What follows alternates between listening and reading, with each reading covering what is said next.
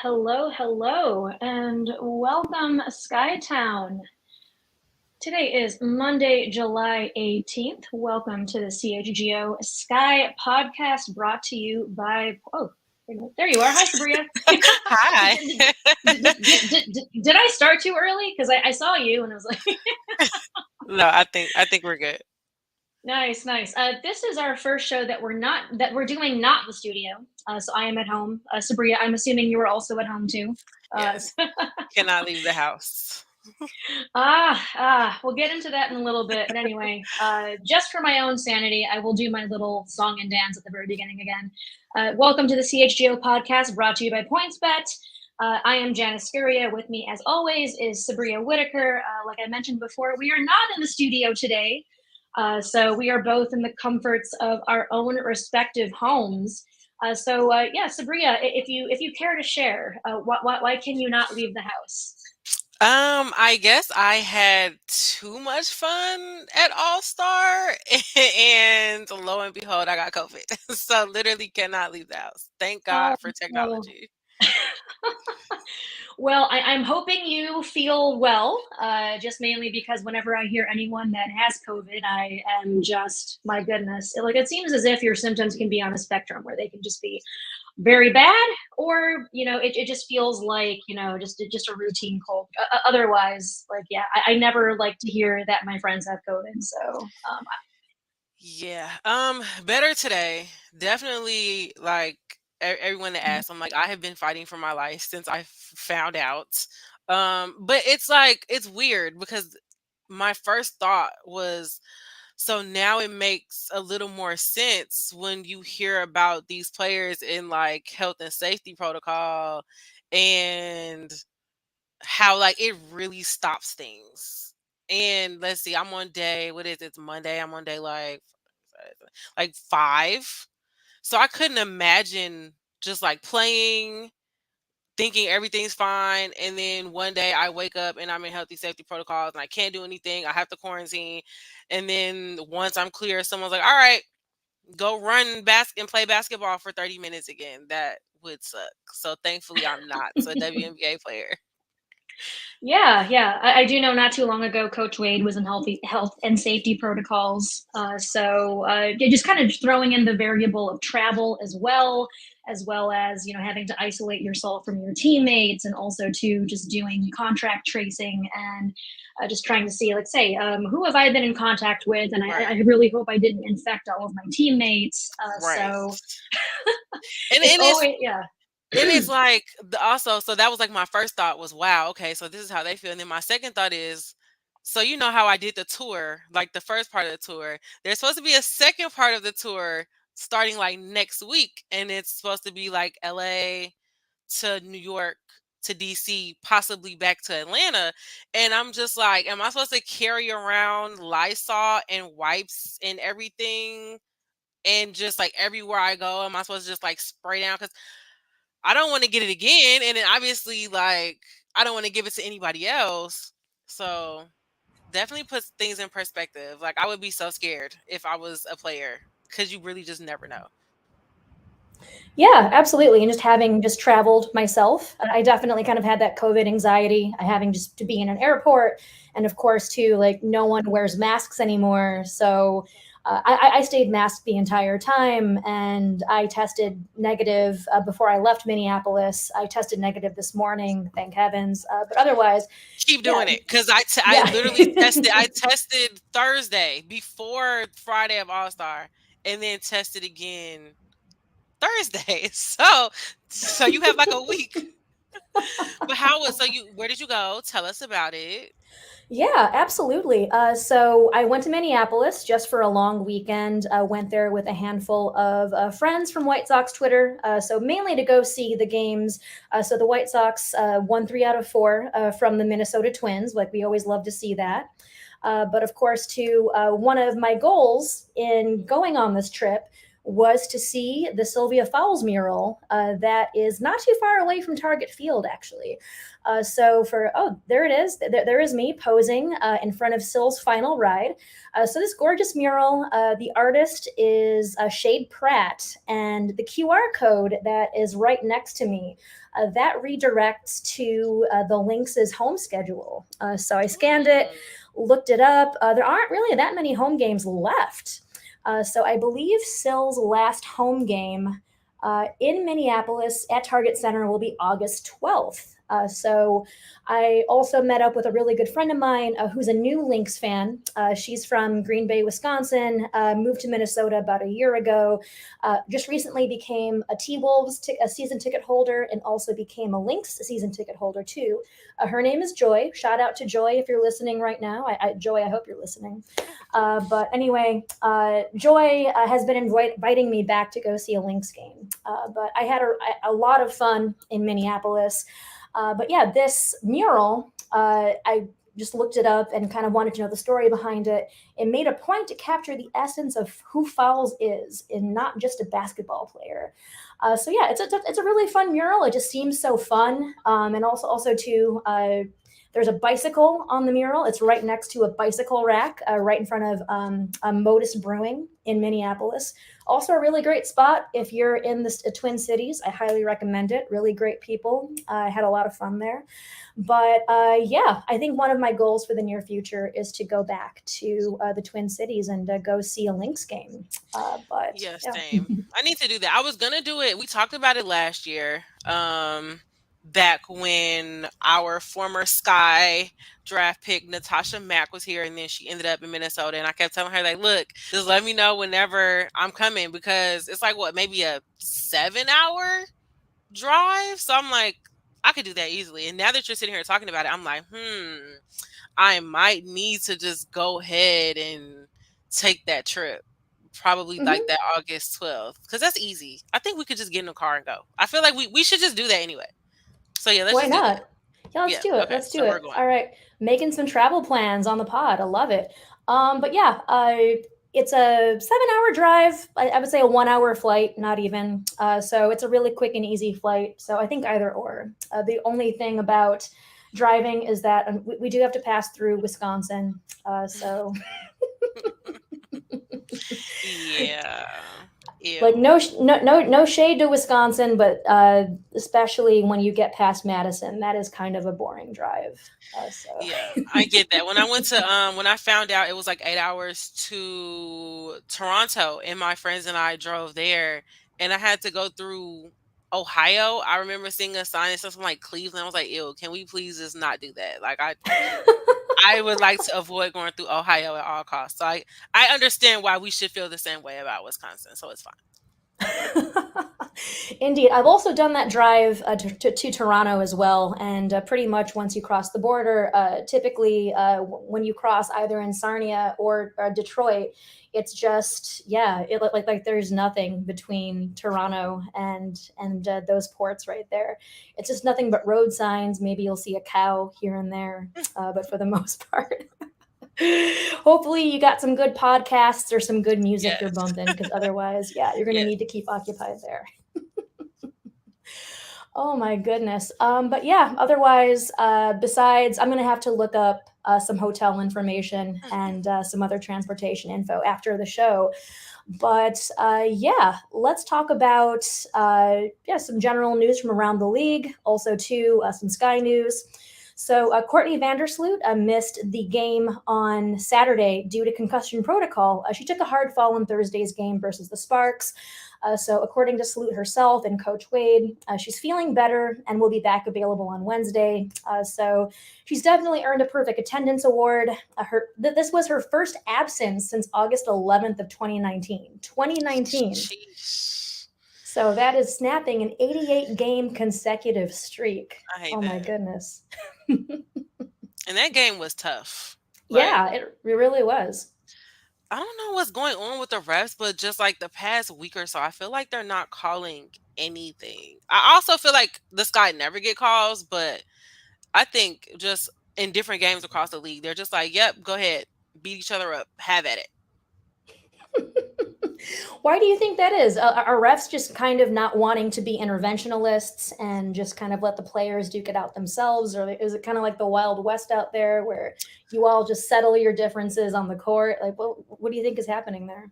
I don't know, but I think they need to get it together because I know there was a big thing on Twitter. So I don't, Liz, I hate comparing the W to the MNBA always. But I will say at least they have like a referee Twitter account over there so that if something happens during a game and they realize they made a mistake, right, they can come and correct it. Obviously, as fans, you're like, well, what can we do about that now? Like you missed the call when it mattered in the game. There's nothing we can do about it now. But there was a video that was going around, of course, on WNBA Twitter because WNBA Twitter catches everything. And there was a hard foul on Sylvia Fowles from Diana Taurasi during that game where it looked like Yeah. she extended her leg unnecessarily and created contact, kicked her in the abdomen. And everyone was like, there was no even review. Like, not even just the fact that there was no foul. Like, no one ever looked at it. No one did anything. Like, the only stoppage really was from Diana, who was asking for the foul herself. And I was watching the next game, and the broadcaster happened to just mention that they went back, reviewed it, and she had been issued a flagrant after the fact. But I didn't hear anything. Like, I just happened to be watching the broadcast, and I think it was like maybe 3 games that night. So most people probably weren't watching that game. And then like the next day, someone on Twitter reported like sources say Diana Taurasi had been issued a flagrant 2. And I'm like, who are these sources? Why do they have to be sources? Because I heard it in the broadcast the night before, but was that supposed to be a secret? Like, why are we being secretive about this? What's going on? So if you have people like calling for Diana, right, for this foul on Seal, and I think she did something similar happen where somebody else got injured like the next time Phoenix played someone. It's just a lot going on. So I think as you have teams becoming more desperate, the season is basically over. Like, I think people need to understand the schedule stops next month. Like, Yeah. so as teams are getting more desperate and trying to get a playoff spot, the refs need to be way more conscious of that. Because the other day, obviously, here's my other bias. I'm watching the LA Sparks game. They did not call a shooting foul the entire first half. The entire first half. That's a problem. And I think that's a problem. Yeah, so it sounds to me as if there's a little bit of either, I don't know if negligence is the right word for it, maybe it is, or maybe it's more so indifference. But yeah, or maybe it's just exhaustion at this point where perhaps everyone is realizing that, there's a month left in the season. So in that case, like it could be like a form of desperation, like you said, but on the other half, it's just sort of like I don't know. If refs aren't calling a shooting foul in the first half at all, it shows that they're either like burned out, not paying attention, maybe all of the above. Who knows here? I mean, look, I see the refs do their little warm up, so I'm not gonna my first instinct was like, why are they tired? But they do a lot of running. I will say that I do love when they come out before a game and they do their exercises, their stretches, and they do run. Okay, definitely more than me sitting there or watching from home. But like I said, this is already a condensed season, so I feel like that means that we need to take a little more care of our players right now because they're already doing so much. The schedules are insane. Like, we watched the Sky game the other day. My first thought was, they play again?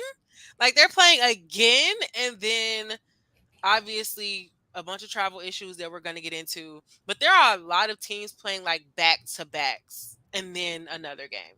So the more travel issues as we get deeper into the season, the least we can do is protect them on the court if we can't protect any other, circumstances that might happen that are beyond our control. So I just feel like someone needs to have a conversation with the refs about that.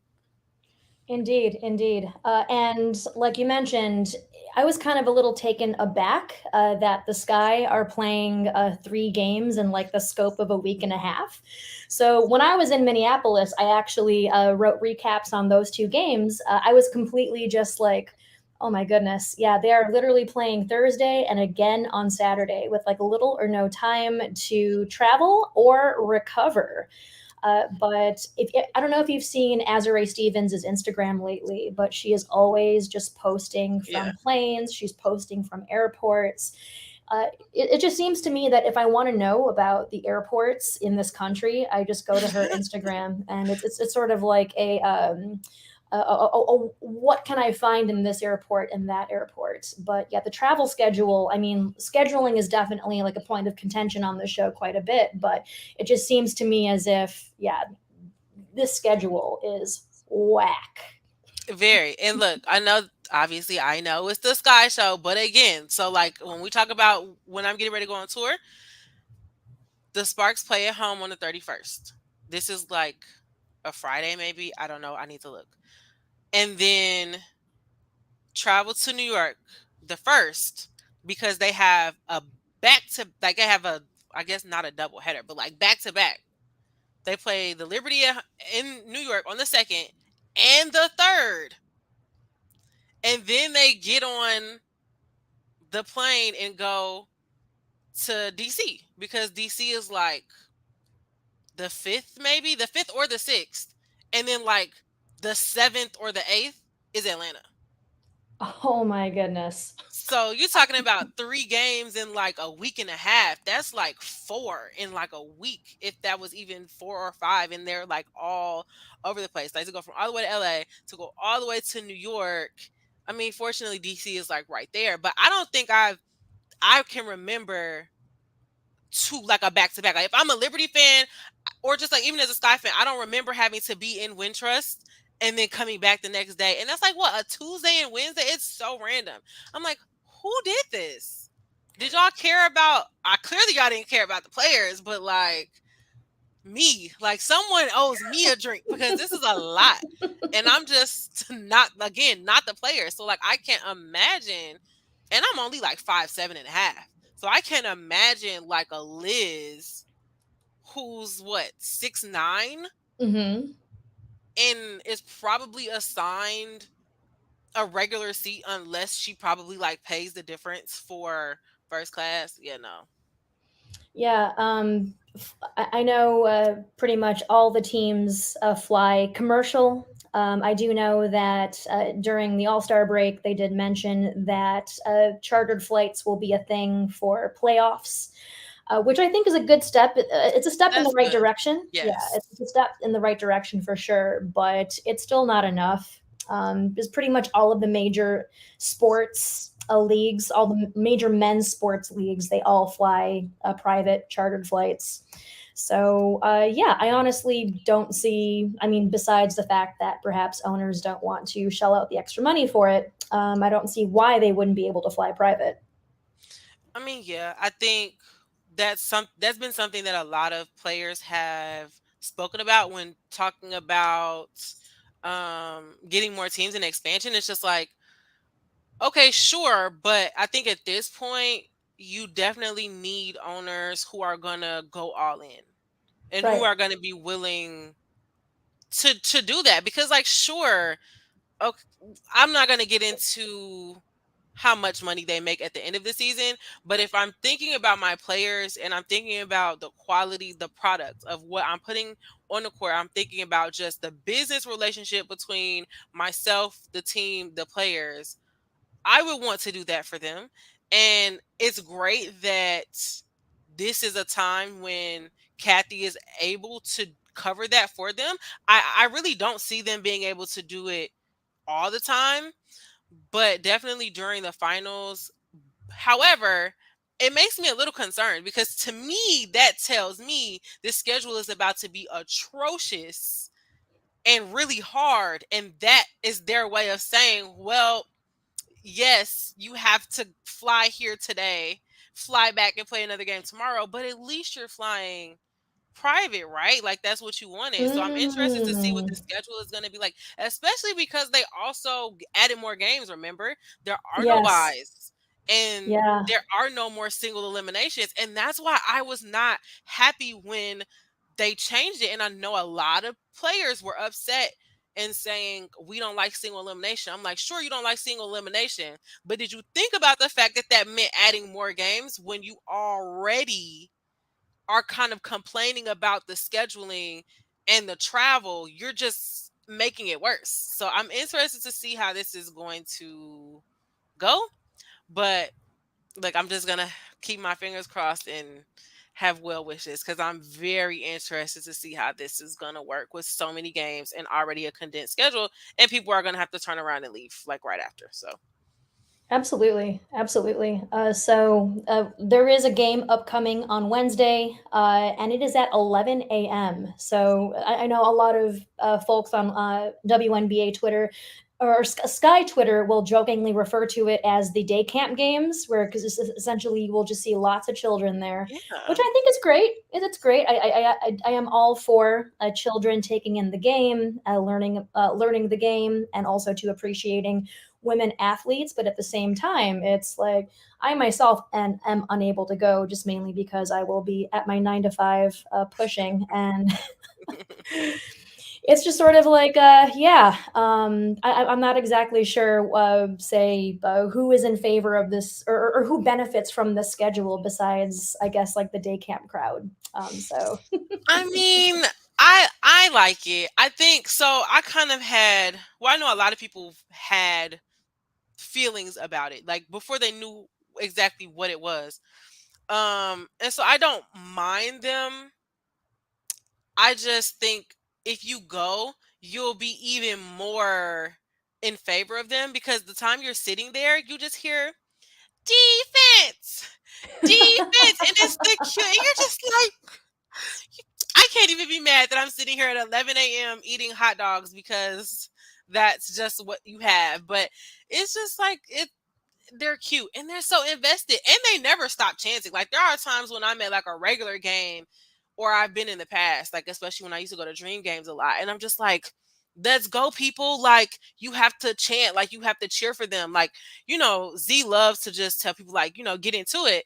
And there are times when adults are not gonna necessarily get into it, but those kids, it doesn't matter if it's 11 o'clock in the morning, they're learning the chant. Like you tell them anything. You tell them to chant anything, they're gonna do it. They're really invested. Now, I did hear that that the other day, I think Vegas had one in New York, maybe, but Vegas was winning. And so the kids in the camp day at New York started cheering for Vegas. So I'm not sure if they really understand like who's their team or if they just want to cheer for whoever is winning. But I think that's a great experience for them. Like I've taken my kids when I used to be an instructor at a writing program. It was really cool. But also it's Wednesday. So I get it. It's Wednesday and it's 11. So I don't know.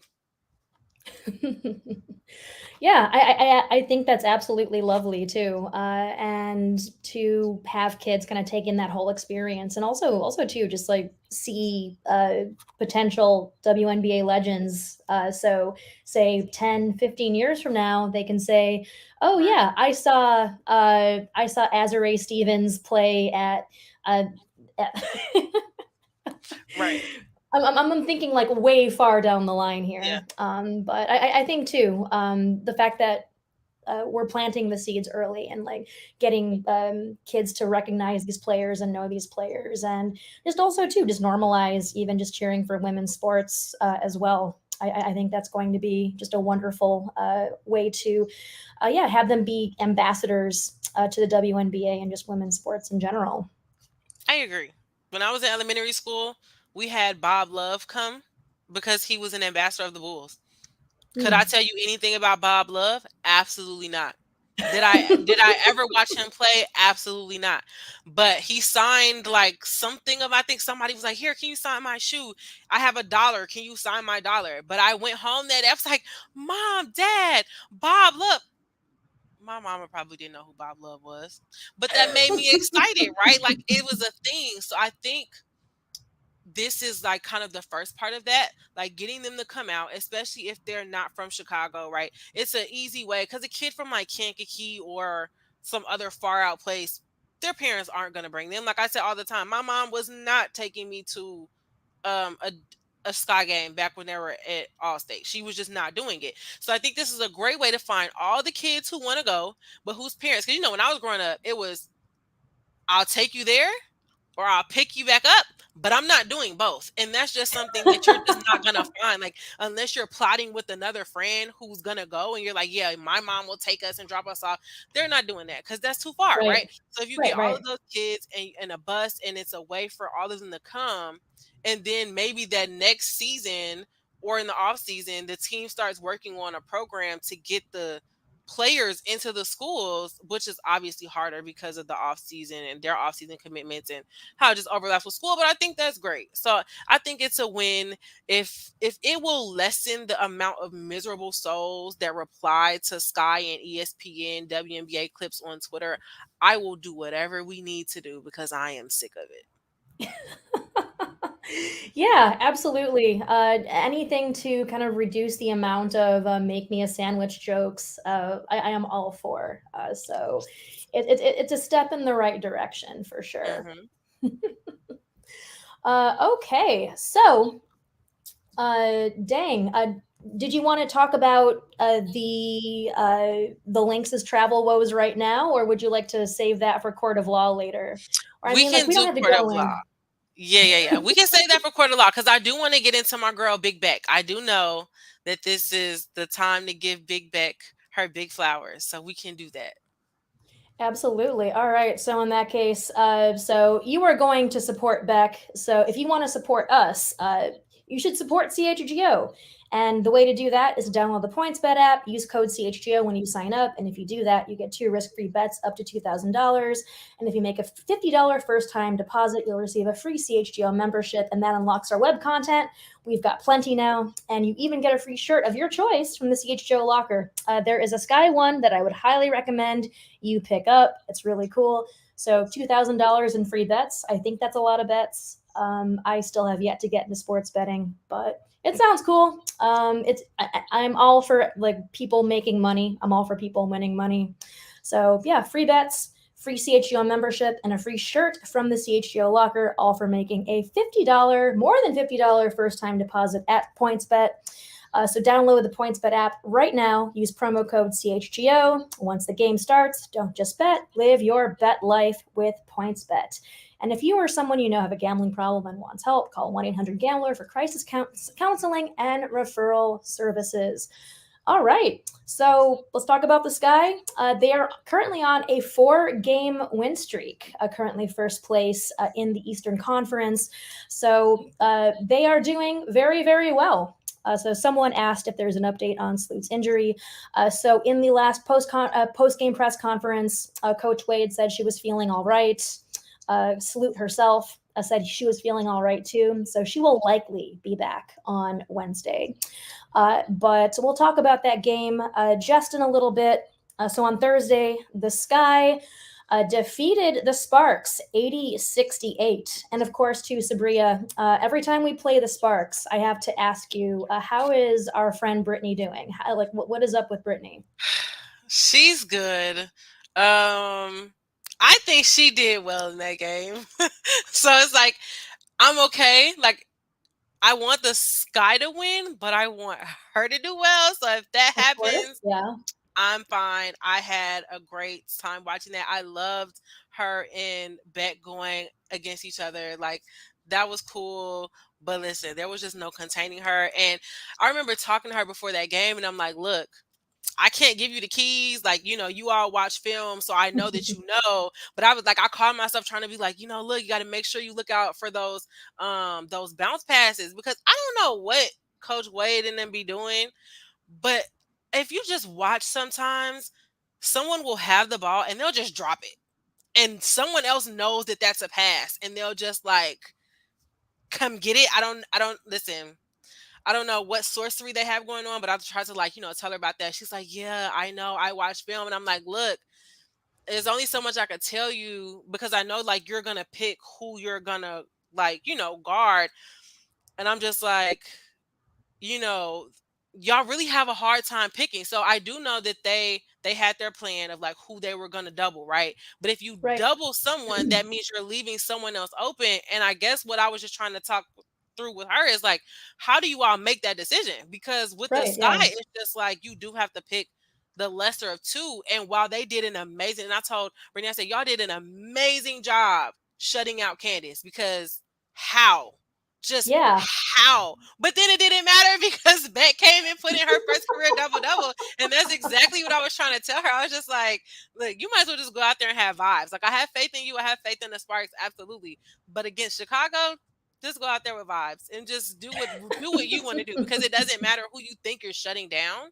They're so great. Somebody else is going to get hot. And that's why I've been so adamant about saying, I don't know if Candace Parker is MVP only because if you take her out, it doesn't matter. The Sky are winning and is looking back to backish, and I think that proved it right there.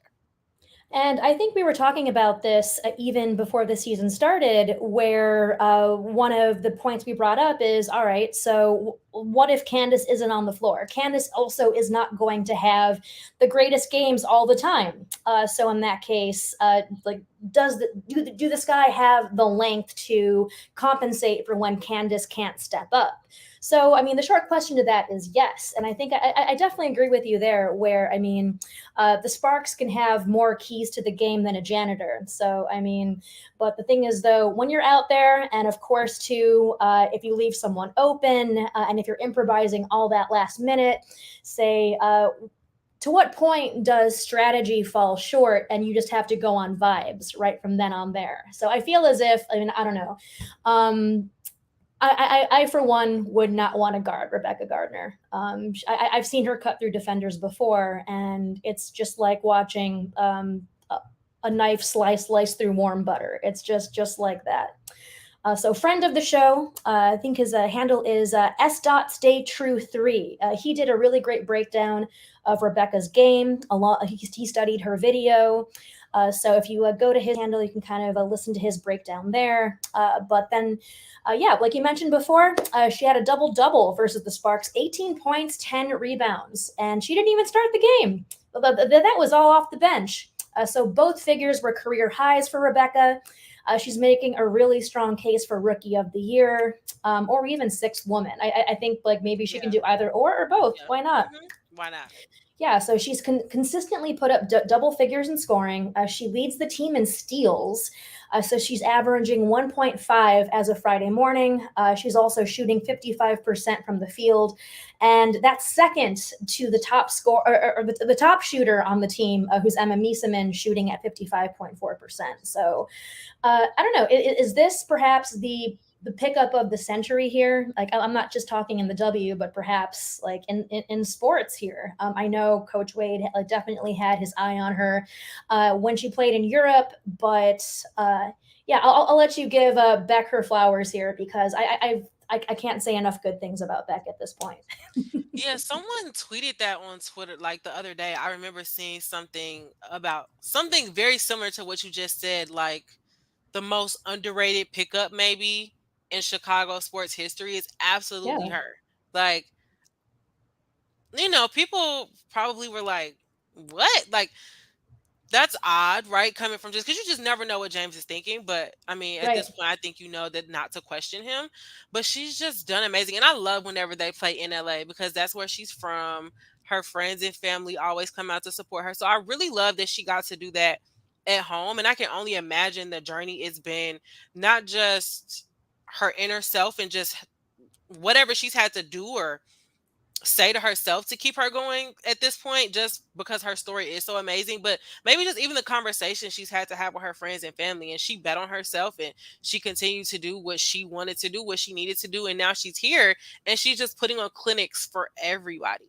And I just really love that for her. And she's such a sweet person. I got a chance to talk to her after the Atlanta game, and like she's here, but she hasn't even really experienced the city yet. So you all know from past experience, like to me that means come show me the city, and that's exactly what I'm going to do. So hopefully I get to do that, when they get back or some point, because I don't know if anyone's asked her about if she's going back overseas or not, so I don't really know what her schedule looks like, but she deserves like the greatest tour of Chicago like ever. And yeah, we just need to not let her go. Like I know that there are probably other front office personnel that are looking like, okay, James, we see you, and that they have her eye on her. She needs to just be stamped. I don't want to see her anywhere but Chicago forever. I mean, I'm sure maybe there's like part of her that would love to play in a Spark jersey. Too bad, Rebekah. Too bad. I need them to do whatever they need to do to keep her. And she's absolutely, to me, like the highlight of this season, just on any team, to me. Definitely. And also too, I've watched her speak during post game press conferences, and she's just really sweet. She just exudes this really sweet, like I'm happy to be here kind of presence. It's very warm. It's very like I remember her very first post game press conference where she walked in the room. She was just kind of looking at everybody and smiling. It was actually my first post game press conferences too. So I probably it's kind of like the Spider-Man pointing at Spider-Man meme where we're just like, oh, like we're both the new people in the room here. So I just was smiling back and I was just like, oh my goodness. Yeah, she's just absolutely wonderful. So Glassic says, James should be GM of the year alone for signing Rebekah. Yeah, perhaps. I agree. Like, I don't know if I know there's coach of the year. I don't know if they need to make one for GM is there one? Hey, make it, figure it out. Somebody figure it out. But figure it out. Like what you were saying, we were watching the Dallas game and there was, I think, like a tie-up between her and KT maybe on Dallas. And like she had the ball and they were trying to like do a jump ball, but like Beck did not want to let it go. And so I was watching with Aaliyah, and Aaliyah said something like, oh, that could have ended badly, because we see it all the time, right? Where a player is trying to get a jump ball. Neither one of them wants to let the ball go. And they're just like, so it's like her and Kayla, and they're like tussling over the ball. And then they just start laughing. And I was like, see, Aaliyah, like, you can't if you have a problem with Rebekah Gardner, you're the problem, because I can't imagine, like, even if she fouls me hard or if she doesn't want to let the ball go, like, I couldn't even take her seriously at that, because she's just so sweet. And so I love that they both looked at each other, and the ref too was just looking, and they just all started laughing, because it's just like, she's like, you can't be mad at that, right? Like, you have to respect that. You can't. Only she's gonna sit there and like fight you for that ball and then just start laughing and just like, I'm sorry, like. Precisely. It's just like if you are getting in a wrestle with Rebekah Gardner for a ball, like you are definitely about to just experience sunshine, rainbows, happiness, and just everything else that just follows up with Beck. But oh my goodness. Oh, so Burhan says, losing Diamond, I thought we were down to only one slasher explosive guard, but Becca seems like an improvement. Yeah. Oh my goodness, like a huge improvement. And I don't even think that it's necessarily to say it's an improvement over Diamond, but I think we've just talked about this before, that a lot of people felt like Diamond and Cobb were like the same. Yeah. And so oftentimes it was more beneficial to have either Cobb on the floor or Diamond, but you couldn't have both. And I think that kind of like cut the depth a little bit, because you need to have people in when you need to have them in, and you need to be able to just finesse your rotations. And there are times where that shouldn't be an issue. Like, you don't want to have to worry about, can I have the two of them on the floor? Whereas I think they're similar in their grittiness, because Diamond is she's shining really bright over there in Phoenix, and she's doing those things. And I think she should be in the conversation for most improved player. But they do different things and just have different energy that maybe read the same on the stat sheet a little bit, but it's just a different dynamic that I think felt like a missing piece, in a sense that we didn't even know that maybe Chicago was missing. So I think it worked out. At least I hope also Diamond feels like it worked out that way. But I think it worked out. And I think Phoenix got a gym with her. So I hope they are taking care of her because I Oh, think Skytown will still ride for Diamond whether she's here or not. oh, absolutely. Yeah, I am just eternally rooting for Diamond. And yeah, I definitely agree that she should be in the running for most improved player. And I know we've talked about this on the show before, and maybe when we link up with our Phoenix Mercury friends in a few weeks, I'm sure they'll agree too that essentially she needed to be in a place where she could thrive. And it looks like she's found her place. So very happy for her. Let's talk a little bit about Saturday's game against the Wings. I was a little worried here for a moment. It seems as if that third quarter was a little tricky, but the Sky did pull off a win without Courtney Vandersloot, too. So we talked about that at the top of the show. So she's a key floor general, playmaker. And I Yes. think the fact that they won without her is a testimonial to how good this team really is. Yes. Yeah. Uh, Yeah. oh, sorry. It's like so when I was watching that game, I was like, okay, so we talked about whether we can be okay without Candace. And I know someone said it earlier that, Candace is MVP just because of her leadership. And we have talked about that in the beginning of the season, that when we didn't have her, we messed up and lost to Indiana in a game that we should not have Mhm. lost. And I felt like that was because of her leadership and it being missing. I think maybe over time since then, they've kind of figured it out and maybe can think to themselves, okay, what would Candace say? Right. So where maybe they're okay in situations now without her. So when we were watching this game, I was like, well, I don't know if we lose because Courtney's not here. Does she become, the focus for Chicago's MVP? Thankfully, we pulled it off. And I know that they said that she was like at home, like she wasn't even there, but again, it's just like it's such a catch 22. Like these are clearly such important players and we need them. But my goodness, is it just amazing to see that they still win when they're not there. I would hate to be any team other than Chicago. Like, sorry. Absolutely, absolutely. And I know like we're familiar with fourth quarter of Vandersloot. Like there's just something that turns on, and like we've asked her about this before in conferences too, where she's just like, yeah, I just turn it on. I just attack switches. I just absolutely just go nuts. Without Sloot, the Sky still demonstrated a lot of that fourth quarter resilience. So entering the fourth quarter, the Sky trailed the Wings 65-59. But then they went on a 24-9 run from 756 to 106 in the fourth quarter. So Emma Miesemann put up 12 points in the fourth quarter alone. I know Candace also made some pretty clear shots to also solidify that win as well.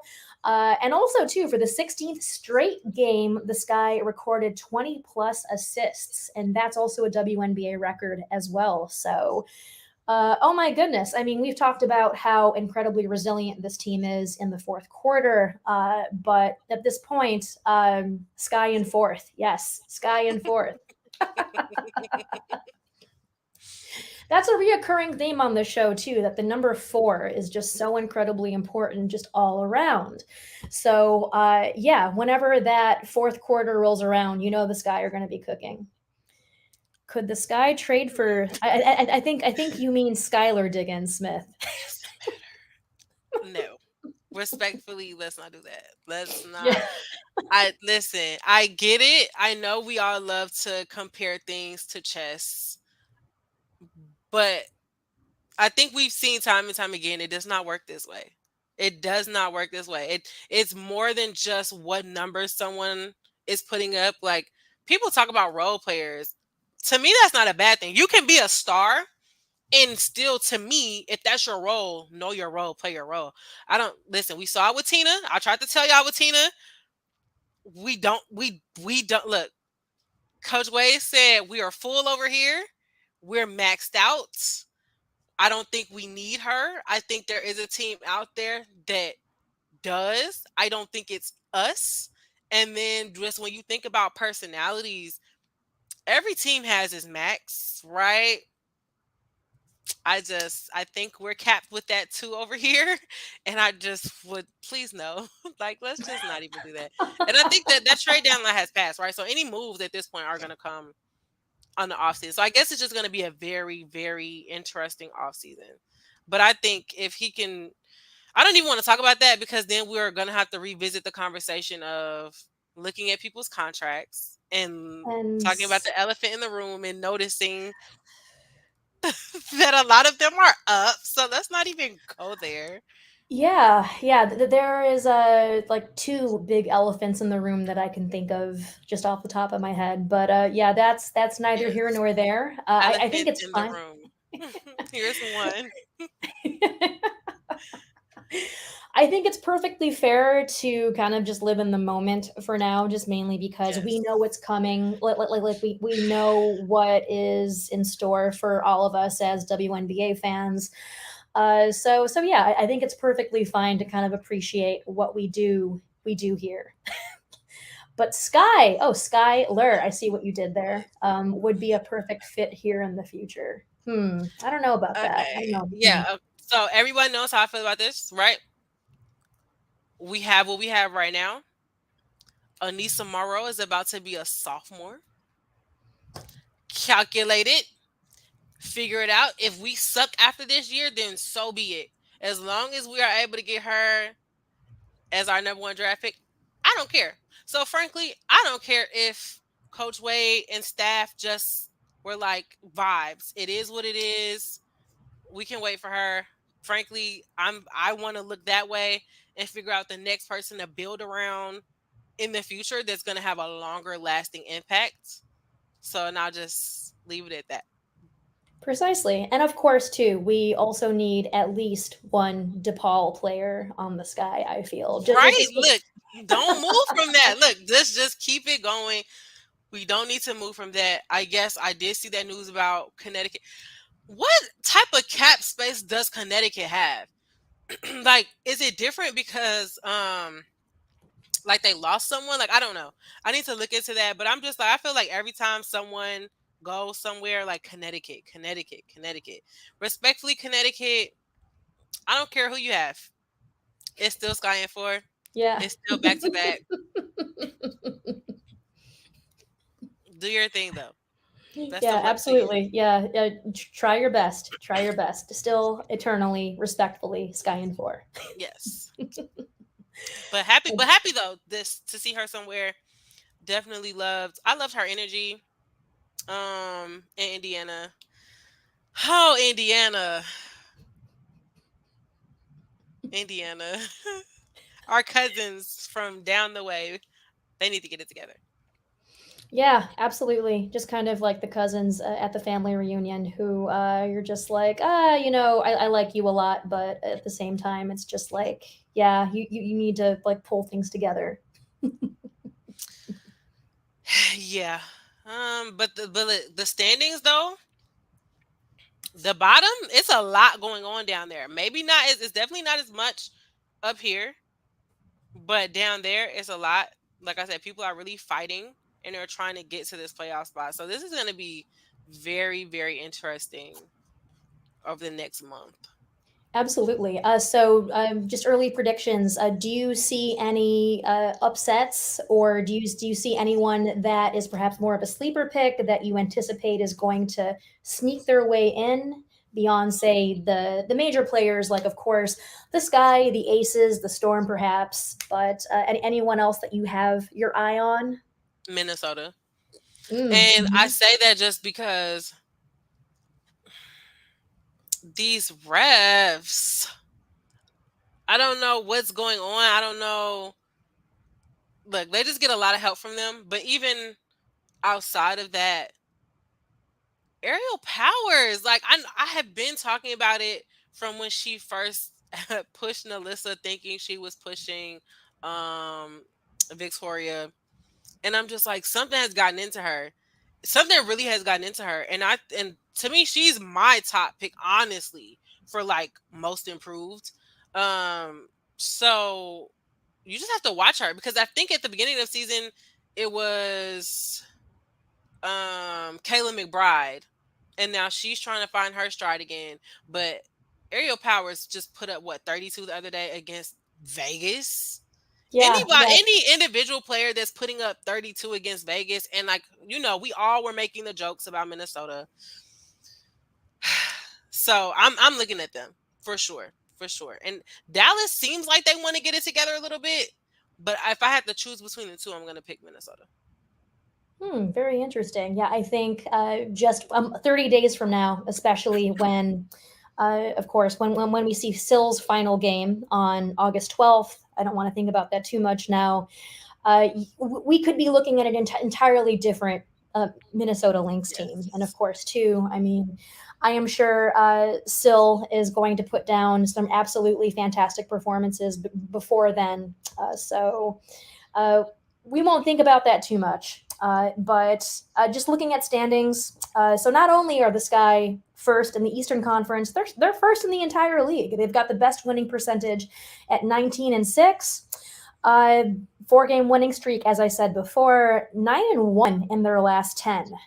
So I feel as if, as Sky fans, this team just feels unstoppable right now.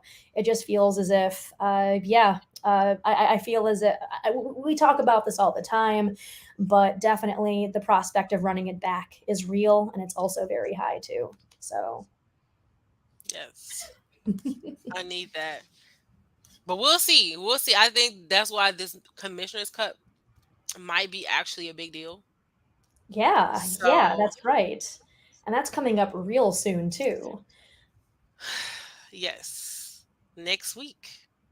Yeah, it is next week. And I think that might even be just a prelude to perhaps a potential finals matchup right there. So, like, we've talked a lot about the Aces and how a lot of their strength is definitely in their starters. The bench pales in comparison, but I know you said before to not entirely count the bench out. I mean, I don't know if I feel as strongly about that now. I will say they probably have like the best bench in the league in vibes. So I'll say that, unless Becky just has something up her sleeve that we don't know about, or unless like they've done some amazing clinic and we just don't know because they never touched the court. I don't know. Maybe it could just be a secret and we'll just see when we see. But as of right now, I still am not too worried. Yeah. Sky on their Thanos shit. Need that. That's pretty great. Oh my goodness. That cup could look like finals preview. Yes. I don't want it to 1000%. though. I'm sorry. I just hate when we play the Aces. I don't know what it is, but ever since last year, I just don't like it. I don't like it. Because Why? I feel like it's rarely close. And so maybe it's just boring to me. Because I mean, what? I don't know. I just don't like it. And it could just be me knowing that they were always a risk, maybe. But I just don't like it. I don't know. Yeah, just mainly because when the Sky play any other team, it's a little bit close. Kind of like the game between the Sky and Wings, especially, that was very back and forth. That was very tense. And when I was keeping up with it, yeah, I definitely kind of had like I went through a very brief cardiac arrest moment where I'm just like, oh, they might let this dub really slip through their fingers. But otherwise, it ended up being okay. But we'll see. We'll see what this Commissioner's Cup will have in store. Yes. But anyway, if you like what you're hearing, and I hope you do, and if you don't, that's your problem, definitely subscribe to CHGO podcasts and live shows on every team every day. So premium written content for members at allchgo.com, dope merch for all teams, including the Sky. There's a free shirt when you become a member, and also you get access to a members-only Discord called the CHGO Lounge, where, yeah, definitely chop it up with us. It'll be a great time. Talk with other Sky fans and other Chicago sports fans too, if that's your thing. But anyway, let's go ahead and proceed to Court of Law. We've got some really interesting news items to talk about here. So to get y'all started, Natalie Achanwa documented the Lynx' travel woes to Washington. So to give you some background, the Lynx played back games on Thursday and Friday in Minneapolis and then in Indianapolis, and then they had flight issues on Saturday. They didn't arrive in Washington until midnight for a 3 p.m. tip-off the next day. So if you are anything like me, if I get any less than 8 hours of sleep, I am a cranky lady. So I completely understand. The Lynx lost to the Mystics 70-57. And so when asked about what he thought about the Lynx's travel woes, so Mike Tebow, head coach of the Mystics, said he was tired of hearing about. Yeah. Oh my goodness. Yeah. He said he did not feel sorry for the Lynx. And he even went as far to make a mock crying face before speaking. So at the top of the show, we talked about this. So making the leap from flying commercial to potentially private, just like all of the other American sports leagues, just like all of the professional men's sports leagues, is a constant discussion point.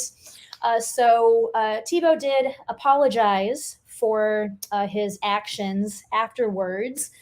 The apology was met with mixed reviews. Some people said, hey, it's fine, whatever. Others did not take his apology very well. So, Subria, your ruling on this? He said what he said. He said what he said. I want to hold him in contempt for even apologizing, because I wouldn't have apologized for anything. Like, it's not that serious. Like, even if he meant it wholeheartedly, it's not like he sabotaged anything. It's like not like he did anything. Like, it probably wouldn't have even been such a big deal if she hadn't gone to Twitter and like made it a big deal. But Right. also, like, okay, yes, like the same things that you deal with when your plane has issues, we know that the Mystics had already been through that. So he's there with you. It's not like he's somewhere on someone's charter jet while everybody else is like on a. So he gets it, but that's also the opposing coach. What you want him to say? Right. I just don't understand like the big deal about it. It's sports. It's okay. Yes, it's the WNBA, but talk trash. I want to see it. The fans. It's not that deep. That's Whoever true. made it deep, you can go play in the kiddie pool if that's your thing. Like, I don't get it. Like, I don't feel like it needed to be all of that. So I'm holding whoever complained and made him apologize in contempt, because we didn't need that. Like, it was okay. It was fun. It could have been a rivalry, right? We could have watched this unfold later in the season if they played each other. It could have been a fun thing. And then now it's just like, you can't say nothing in this league. I don't like that. I already felt like I can't say anything. So to watch that happen in real time, it's just like.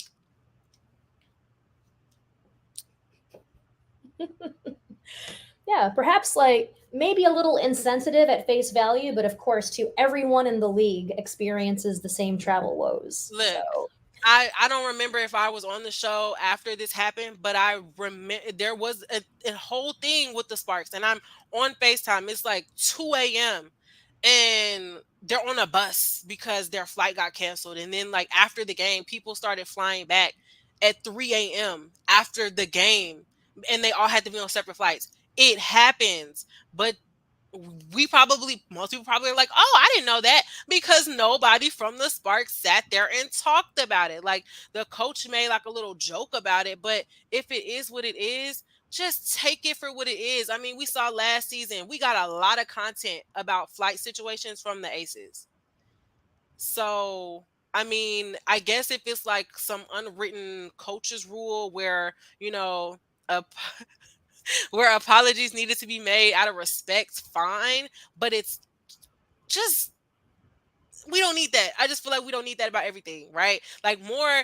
See, we didn't even talk about the Sophie and Maisha Hines Allen situation, because I completely forgot about that, because that felt like it was forever ago. But that type of stuff, it's okay. It's we don't have to be so gentle and wrap the WNBA in bubble wrap. It's a women's league, but it's still professional sports. Like, my favorite part about sports when I was growing up was being able to be competitive.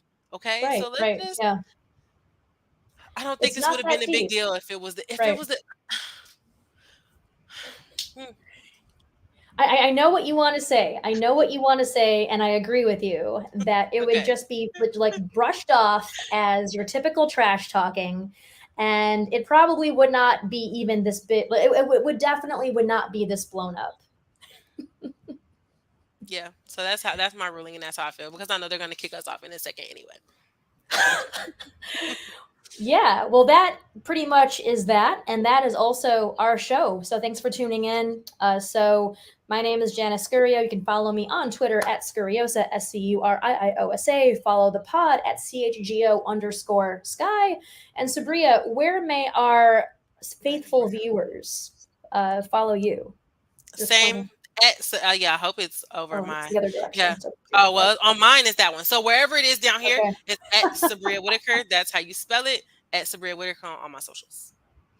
All right, wonderful. That does it for today's show. We'll meet you next week. We will have plenty of other stuff to talk about. As always, have a great week and Sky and 4.